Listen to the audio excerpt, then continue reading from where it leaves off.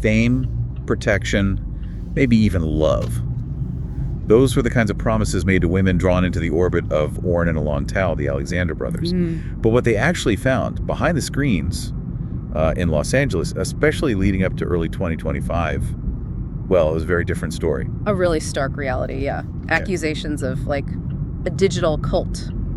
A trap, essentially. Welcome to the deep dive. Today, we're really getting into this disturbing case. And, from the outside, their whole setup looked like just another player in, well, the booming creator economy. Right, like talent platforms, modeling gigs, Wow. managing women for adult content, it seemed. Yeah. Well, maybe legal-ish. Exactly. You could almost be forgiven for thinking it was just, business as usual, operating within the lines.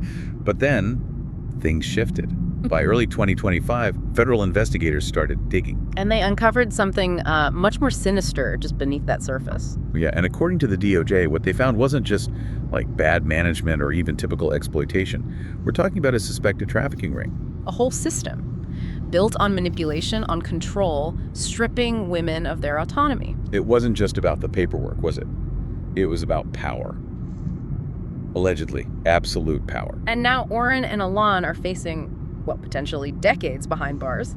So how did this alleged empire get built? Let's rewind a bit. Look at the brothers themselves. Okay, so you have Oren, he's 41, and Alon, 35. Born in Israel, but they'd been living in the U.S. for quite a while. And their professions?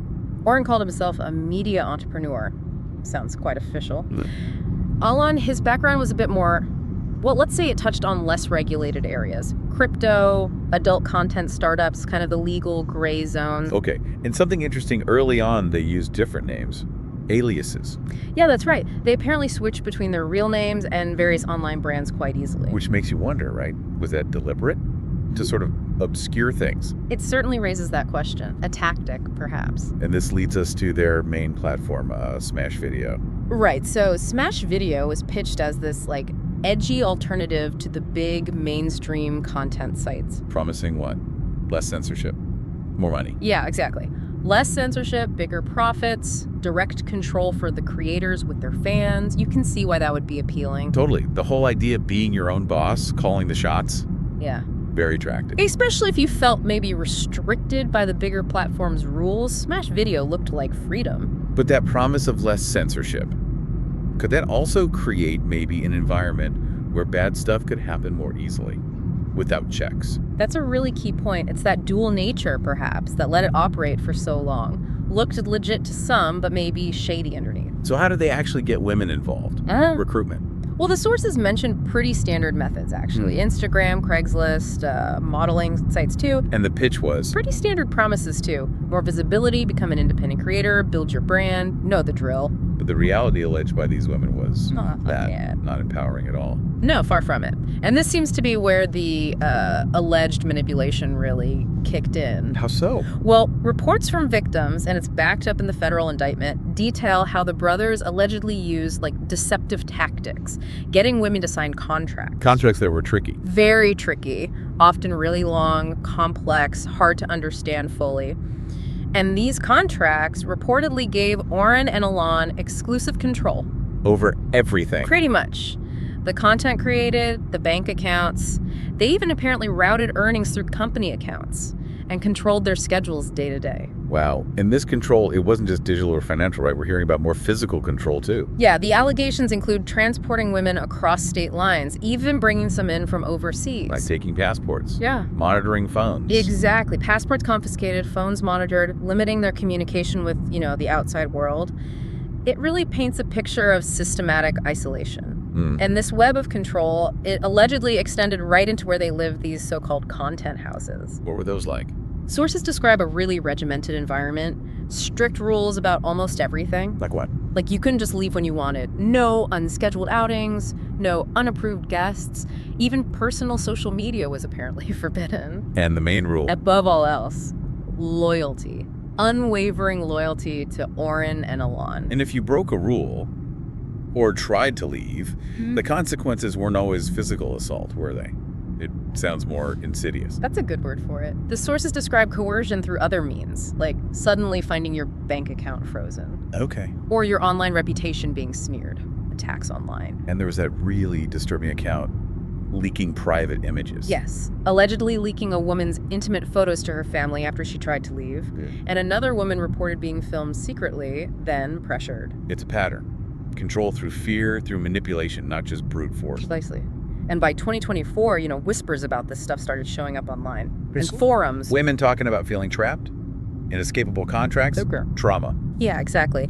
And this figure, Avi, supposedly one of Alon's aliases, kept coming up. People felt watched, constantly monitored. So why didn't these warnings, these rumors, lead to action sooner? It seems strange. It does. Maybe that legitimate-looking business front just gave them too much cover. It's hard to say for sure. It really shows how hard it is for these situations to, come into the light. Absolutely. It wasn't until one woman bravely managed to actually escape. And went to the FBI. Yes. She went straight to the FBI, and that seems to be what really started to unravel the whole alleged operation. What did she provide? What changed? Well, she reportedly gave them actual evidence. Tangible stuff, documentation, screenshots of messages, audio recordings. And hidden camera footage. Yes, possibly the most crucial piece, hidden camera video, allegedly from inside one of the houses. That gave law enforcement the concrete proof they needed. Okay, so that kicked off the full investigation. Right. Homeland Security got involved late 2024. A sealed indictment was filed. And then the raids happened, early 2025. Yep. Federal agents raided properties in California and Nevada, and what they reportedly found, it went beyond just digital files. What did they find physically? Well, they apparently found written obedience rules, just posted up, hidden cameras all over the properties, Wow. a detailed ledger, meticulously tracking over 30 women, their activities, everything. A ledger, like tracking people. Exactly. Plus, encrypted messages detailing payments, schedules, and even things chillingly called punishments. Punishments. And the footage itself, was it legal?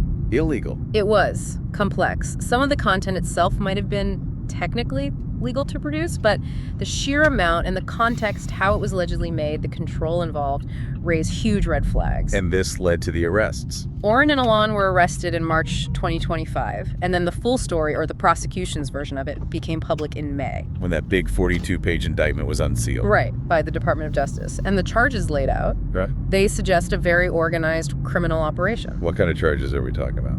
Okay, so there's conspiracy to traffic persons across state lines.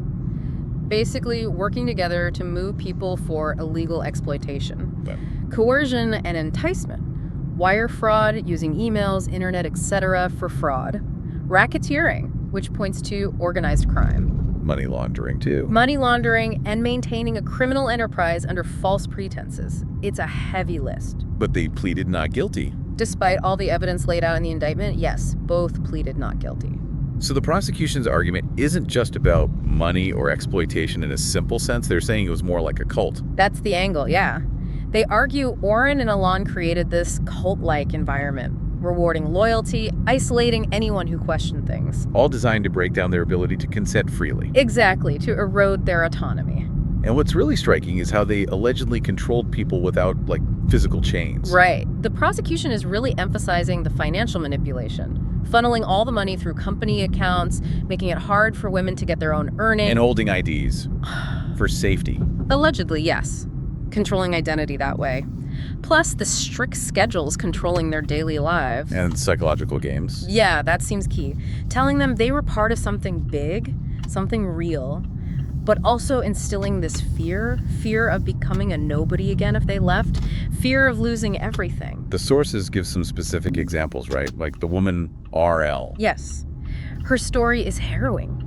Came to LA wanting to model, but allegedly got sucked into a content house fast. Where they controlled everything, her look, her schedule. Everything. And when she tried to get out, the alleged backlash was severe. Unauthorized content posted, anonymous emails to her family. Her car keyed. Bank account frozen. All of that, according to the reports, it's a chilling example of that alleged power imbalance in action. And there was another woman who described Alon, saying he didn't yell, but was still terrifying. Yeah, creating this atmosphere of fear and intimidation without raising his voice, it speaks volumes. And that encrypted message they found.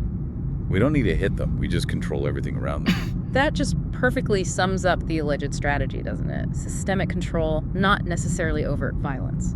So faced with all this, what did the defense say? How did they counter it? Well, according to the sources, their main line was basically, These were consenting adults. They agreed to it. They signed contracts. That's the argument, that they willingly entered into these arrangements. They were paid, fed, and technically free to leave. On the surface, maybe that sounds plausible to some. Perhaps, but the prosecution's response really cuts through that. They said freedom on paper means nothing if you're controlled in practice. Right. That disconnect between a signature on a contract and the alleged reality of daily life. The control over money, movement, communication. Exactly. That's the core of the prosecution's case against the idea of true consent here. The media has really run with this story, calling it a digital cult, comparing it to NXIVM. Yeah, NXIVM with cameras was one phrase used. Those comparisons are being made. But beyond the labels, the real issue is the potential trauma for the women involved, the lasting scars. Absolutely. And as of early May 2025, both brothers were still in federal custody, waiting for trial. And more people have come forward since the arrests. Reportedly, yes, which suggests there could be even more charges down the line. It feels like a huge wake-up call, doesn't it? About the content creation world and the potential for hidden abuse. It really does. Especially how easily exploitation can apparently hide behind a veneer of legitimate business and opportunity. Yeah, it's just deeply unsettling. How long it allegedly went on, how few felt they could speak up initially. And how many people might have looked the other way, maybe because the surface looks so normal. The clean houses, the happy Instagram posts, the edited photos. All potentially part of an elaborate facade hiding a much darker situation. It's deceptive. So what's happening now? The aftermath? Well, it's ongoing. The DOJ has made public calls for any former associates or performers connected to the brothers to come forward. Because they think there are more victims. They seem to strongly believe more women were affected, and many might still be afraid to speak out. Is there any support emerging for them? Yes, thankfully. Yeah. Support groups are forming.